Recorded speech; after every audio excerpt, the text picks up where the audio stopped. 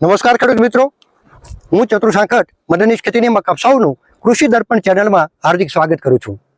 ખેડૂત મિત્રો, આજે આપણે તમે સૌ જાણો છો તેમ કે કૃષિની અદ્યતન નવી ટેકનોલોજી સાથે સારામાં સારી માહિતી તમારા સુધી પહોંચાડવા માટે કૃષિ દર્પણ ચેનલ હંમેશા સતત પ્રયત્ન કરી રહી છે।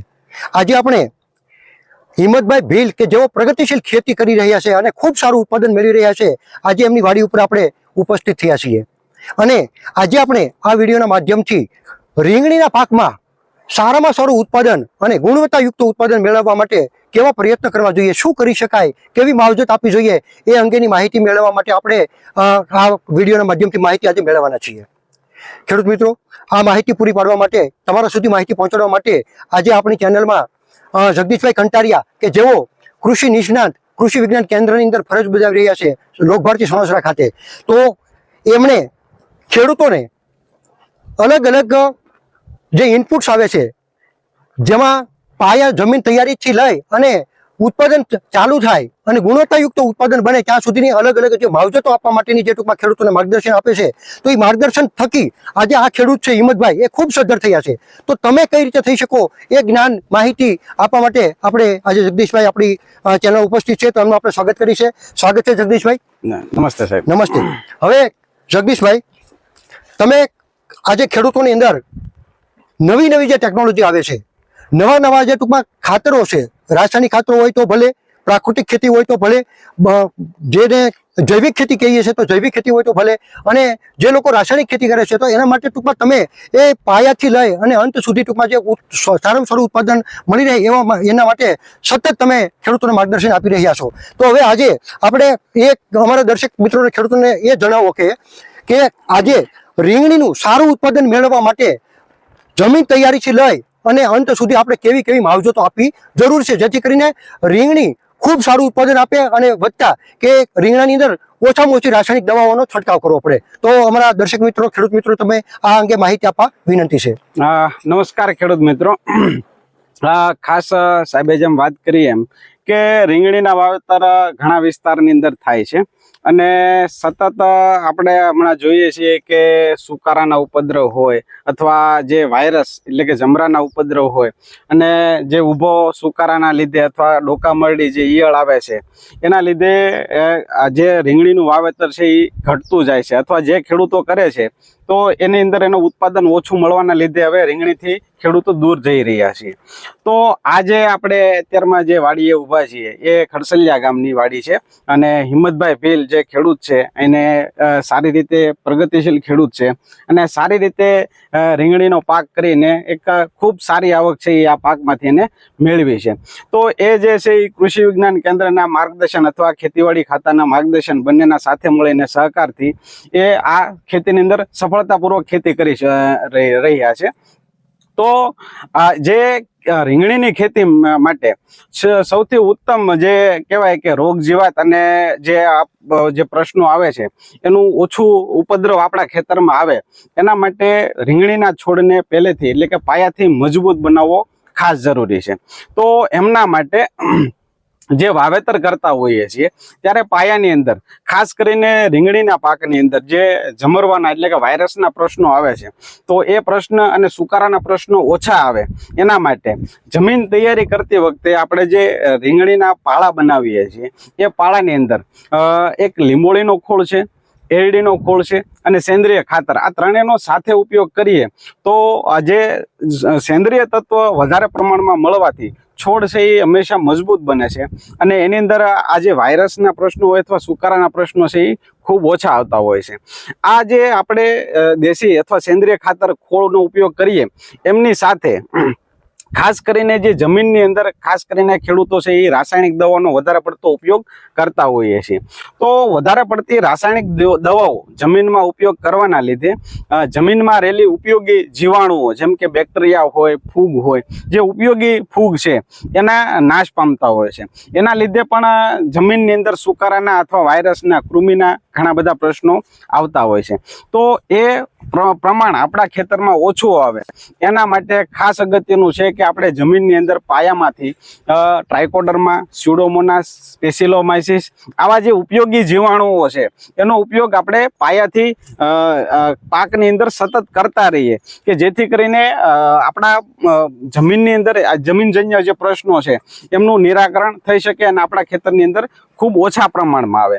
બીજું કે આપણે જે રાસાયણિક ખાતરો વાપરીએ છીએ એ ખાતરો ઘણીવાર છે એ જમીનની અંદર ઘણી બધી આડઅસર કરતા હોય છે.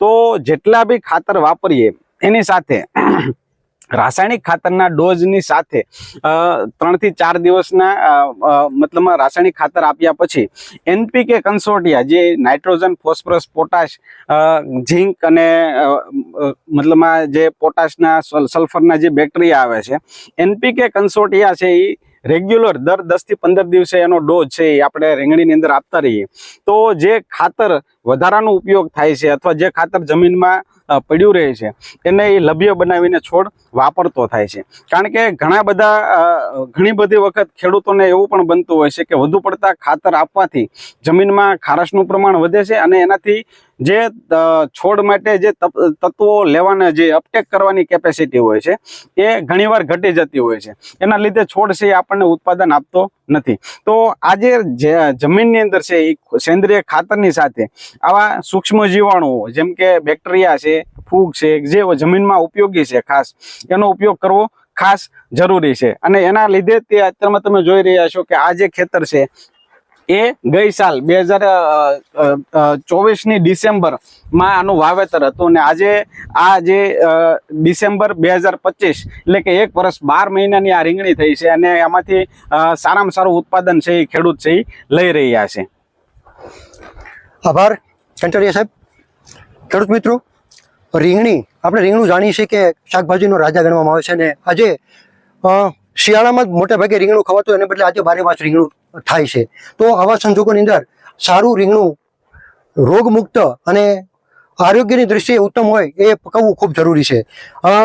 બીજું કે રીંગણીની અંદર ડોકામણ પણ હેરાન કરે છે, ત્યારબાદ વાયરસ છે એ પણ ખૂબ હેરાન કરે છે, ત્યારબાદ ઘણી વખત આ ડાળીનો જે ટૂંકમાં સુકારો આવે છે એ સુકારો પણ ઘણી વખત આવતો હોય છે. તો એની અંદર પણ સમયસર પગલાં લેવા ખૂબ જરૂર છે. એના માટે પણ અમારા દર્શક મિત્રોને ટૂંકમાં માહિતી આપવા વિનંતી છે. તો જે આપણે જે રીંગણના પાકની અંદર સૌથી મોટો ઉપદ્રવ હોય તો એ ફ્રૂટ એન્ડ શૂટ બોરર એટલે કે જેને ખેડૂતોની ભાષામાં ડોકા મરડી કહેવામાં આવે છે.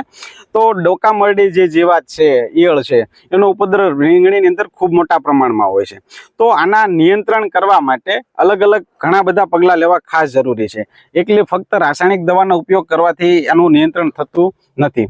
તો સૌથી પહેલું છે કે ભાઈ ડોકા મરડીના નિયંત્રણ કરવા માટે આપણા ખેતરની અંદર એક પ્રકાશ પિંજર આપણે ગોઠવીએ કે જેથી કરીને જે એના પુખ્ત જે ફૂદા છે એને આપણે પકડી શકીએ અને એનો ઉપદ્રવ છે એ ઓછો થઈ શકે. બીજો ઉપાય છે એને ફિરોમોન ટ્રેપ ગોઠવી અને જેથી કરીને એના નર ફૂદા છે એની અંદર આકર્ષાય અને પકડાય અને એનું જે વસ્તી છે એ નિયંત્રણમાં લાવી શકાય.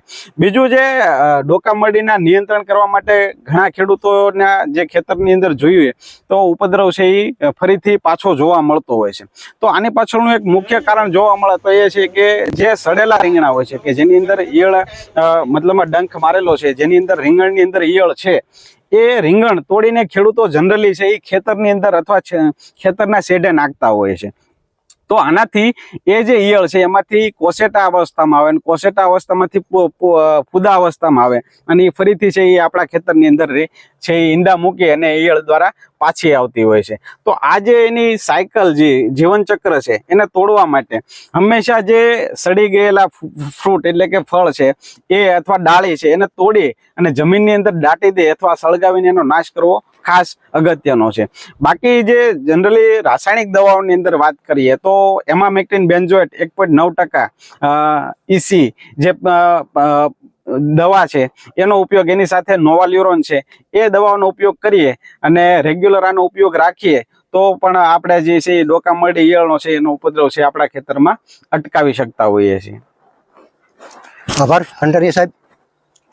હવે આજે દિવસે ને દિવસે રીંગણી, ટમેટી, મરચી, ઘણા બધા કપાસ હોય તો એમાં પણ મોટાભાગના પાકો છે એની અંદર આજે કૃમિ કૃમિનો પ્રશ્ન, ગંઠવા કૃમિનો પ્રશ્ન ખૂબ વધતો જાય છે.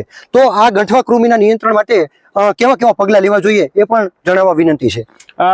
રીંગણીની અંદર ખાસ જે ખેડૂતો જમરવાનો પ્રશ્ન કહે છે, એટલે કે રીંગણી છે એની અંદર વાયરસ આવી જવો, આ પ્રશ્ન ખૂબ મોટા પ્રમાણમાં અત્યારે જોવા મળે છે. તો આ જે નિયંત્રણ કરવું એ ખાસ અગત્યનું બન્યું છે, અને એના કારણે ઘણીવાર તમે જોયું છે કે ખેતર છે એ આખા કાઢવા પડતા હોય છે. તો આનાથી ઘણા બધા નુકસાન છે એ ખેડૂતોને જતા હોય છે. તો કૃમિના નિયંત્રણ છે એ પહેલેથી પાયાથી આપણે કરીએ તો વધારે યોગ્ય માત્રામાં એનું નિયંત્રણ આપણે લાવી શકીએ. ખાસ અગત્યનું છે કે કોઈ પણ પાક છે એ એકની એક જમીનમાં બીજી વાર આવે તો કૃમિના પ્રશ્નો વધારે પ્રમાણમાં આવતા હોય. તો રીંગણ જેવા પાકમાં જો 3 વર્ષના ગાળાની અંદર એની અંદર રીંગણનો પાક અગાઉ લીધેલો હોય તો એની અંદર કૃમિનું પ્રમાણ છે એ વધારે આવતું હોય. તો આપણે જે જમીન પસંદ કરીએ છીએ એની અંદર ખાસ કરીને જે સોલાનેસિયસ ફેમિલીના જે ક્રોપ છે એ છેલ્લા 3 વર્ષની અંદર ન થયેલા હોય એવી જમીન હંમેશા પસંદ કરવી. બીજું કે જે અગાઉ વાત કરીએ એમ કે પાયામાં અંદર જે આપણે જમીનમાં પાયો બનાવતા હોઈએ, એટલે કે પાળાની અંદર લીંબોળીનો ખોળ, એરડીનો ખોળ અને જે બેક્ટેરિયા જૈવિક બેક્ટેરિયાઓ છે જેમ કે ટ્રાઇકોડર્મા, સ્યુડોમોનાસ, સ્પેસિલોમાઇસિસ, આનો ઉપયોગ આપણે પાયાની અંદર કરીએ તો પણ છે એ આપણા જમીનની અંદરથી કૃમિ છે એ ઓછા આપણા પાકને નુકસાન કરતા હોઈએ છીએ. આ જે કૃમિનો રોગ છે એ જનરલી આજુબાજુના 3 કિલોમીટરના એરિયા સુધી હોય તો પણ ત્યાંથી પણ આ વાયરસ છે એ આપણા ખેતર સુધી ફેલાઈ શકે છે. કારણ કે આ જે વાયરસ છે એ માઇક્રોપ્લાઝમા લાઈક ઓર્ગેનિઝમ, એટલે કે જે વાયરસ ના જીવાણુઓ છે એનાથી થાય છે. અને એને ફેલાવવા માટે ખાસ જે છે એ લીલા તડતડિયા એટલે કે જેસીડ છે એ એના વેક્ટર તરીકે એટલે કે એના ફેલાવા તરીકે કામ કરતા હોય છે. તો આજુબાજુના જે 3 કિલોના રેડિયસ છે ત્યાંથી પણ જો લીલી પોપટી એટલે કે લીલા તડતડિયા જો આપણા ખેતર સુધી પહોંચે તો પણ એના જે વાયરસ છે એ આપણા ખેતર સુધી આવી શકતો હોય છે. તો ખાસ અગત્યનું છે કે આપણે જે લીલી પોપટી એટલે કે લીલા તડતડિયા છે એનું આપણા ખેતરની અંદર નિયંત્રણ રાખીએ કે જેથી કરીને આપણા ખેતરની અંદર છે એ વાયરસ છે એ આગળ ફેલાય નહીં. અને બને તો આપણે છંટકાવની અંદર રેગ્યુલર જે એન્ટીબાયોટિક દવાઓ છે જેમ કે વેલિડામાઇસિન છે, કસુગામાઇસિન છે, આવી દવાઓનો ઉપયોગ છે એ 15 દિવસે અથવા 20 દિવસે આનો એક છંટકાવની અંદર ઉપયોગ કરીએ કે જેથી કરીને છે એ આપણા ખેતરની અંદર વાયરસનું પ્રમાણ છે એ બને ત્યાં સુધી ઓછું રહે. આભાર કંટારી સાહેબ. ખેડૂત મિત્રો, રીંગણીના પાકની અંદર ખૂબ સારું ઉત્પાદન મેળવવા માટે કઈ કઈ કાળજી લેવી જોઈએ, જમીન તૈયારીથી લઈ અને જ્યારે એ રીંગણા આપણે બજારમાં ઉતારવા માટેના તૈયાર થાય બજાર માટે તો ત્યાં રીંગણા તૈયાર થાય ત્યાં સુધીની કેવી કેવી માવજત આપવી જોઈએ એ પણ ખૂબ સરસ માહિતી આપણને કંટારી સાહેબ આપી છે. ખાસ જ્યારે પણ તમે રીંગણીનો પાક પસંદ કરો ત્યારે ઉત્તમ પ્રકારનું બિયારણ કે ધરુવાળિયું એનું જે તમે ટૂંકમાં ધરું પસંદ કરો છો તો એ છોડ પણ ખૂબ ઉત્તમ પ્રકારના સારી નર્સરીમાંથી અને વિશ્વાસુ નર્સરીમાંથી ટૂંકમાં એ છોડ જો પસંદ કરશો અને ત્યારબાદ જો પ્રાકૃતિક ખેતી કરતા હોય તો બીજામૃતની અંદર પટ આપી દો. અને ગંઠવા કૃમિનો પ્રશ્ન આવતો હોય તો એવા સંજોગોની અંદર તમે ઘણી વખત અગ્નિ અસ્ત્ર છે, પ્રાકૃતિક ખેતી કરતા હોય તો અગ્નિ અસ્ત્રની અંદર એના મૂળિયાને બોળી અને ત્યારબાદ તમે જો એનો ફેરરોપણી કરશો તો પણ એનો ફાયદો જોવા મળશે. તો ખેડૂત મિત્રો, આ માહિતી તમને ખૂબ ઉપયોગી થશે. જો માહિતી તમને ગમે તો લાઈક કરજો, શેર કરજો, બીજાને મોકલવાનું ભૂલતા નહીં. કારણ કે આજે રીંગણીના પકવતા ખેડૂતો છે એ ઘણી વખત ખૂબ દુઃખી થતા હોય છે. તો એવા સંજોગોમાં એને સાચી માહિતી મળી રહે એ માટે આ માહિતી વધુમાં વધુ ખેડૂતો સુધી પહોંચાડવા મારી વિનંતી છે. આપણે કંટારિયા સાહેબનો ખૂબ ખૂબ આભાર માનીએ છીએ. કંટારિયા સાહેબ, આપે ખૂબ અમારા ખેડૂત મિત્રોને સારી માહિતી આપી છે. આ માહિતી ખૂબ ઉપયોગી થઈ છે. તો આપનો ખૂબ ખૂબ આભાર. ખેડૂત મિત્રો, આપનો પણ ખૂબ ખૂબ આભાર. આ માહિતીનો ઉપયોગ કરજો અને જો તમને વધારે માહિતીની જરૂર પડે તો તમે મને કોમેન્ટ કરીને તમે વધારે માહિતી મેળવી શકો છો. તો આપ સૌનો ખૂબ ખૂબ આભાર. જય જવાન, જય કિસાન, વંદે માતરમ.